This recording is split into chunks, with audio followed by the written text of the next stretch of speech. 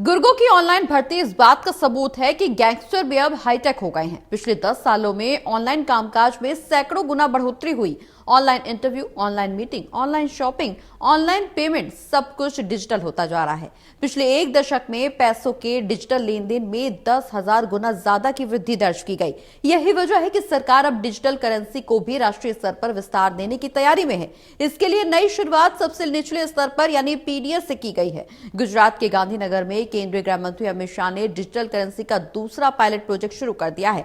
वहां ऐसी हाईटेक व्यवस्था की शुरुआत हुई है जिसमें एटीएम से कैश की तरह मशीन से गेहूं, चावल या फिर चीनी निकलेगी और बदले में डिजिटल करेंसी से भुगतान करना पड़ेगा।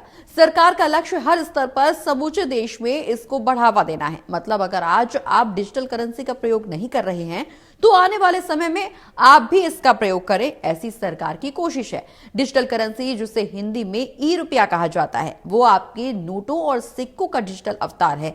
इसे भी भारतीय रिजर्व बैंक ही जारी करता है। इसका मूल्य आपके कागज के नोट के बराबर ही है। अभी देश में 50 पैसे से लेकर 500 रुपए तक के नोट और सिक्के की तरह डिजिटल करेंसी मौजूद है। दैनिक जीवन में डिजिटल रुपए का उपयोग नोट और सिक्कों की तरह ही किया जा सकता है। इसको आप ऐसे भी समझ सकते हैं कि आपको अगर किसी को छुट्टे पैसे देने हैं, सब्जी खरीदना है या फिर चाय का पेमेंट करना है तो आप डिजिटल करेंसी से आसानी से पेमेंट कर सकते हैं। जैसे यूपीआई से पेमेंट किया जाता है, उसी तरह से डिजिटल करेंसी से भी लेन देन कर सकते हैं। लेकिन ये यूपीआई की तरह नहीं है। दोनों में मूल अंतर यह है कि यूपीआई एक पेमेंट सिस्टम है जबकि ई रुपया डिजिटल करेंसी है। यूपीआई एक साधन है जिसके माध्यम से आप पैसा ट्रांसफर करते हैं, जबकि डिजिटल रुपया वो पैसा है जिसे आप ट्रांसफर करते हैं। ग्रामीण और पहाड़ी क्षेत्रों में एनएफसी यानी वायरलेस कम्युनिकेशन तकनीक से बिना इंटरनेट के भी ई रुपये से भुगतान किया जा सकता है।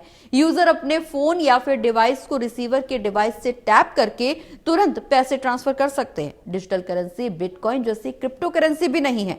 क्रिप्टो करेंसी को पैसे से खरीदा जा सकता है, लेकिन ई रुपया आपका पैसा ही है। उसे खरीदना नहीं पड़ता, बल्कि आप अपने बैंक अकाउंट में जमा राशि को डिजिटल टोकन में बदल सकते हैं, ठीक वैसे ही जैसे आप एटीएम से नकदी निकालते हैं।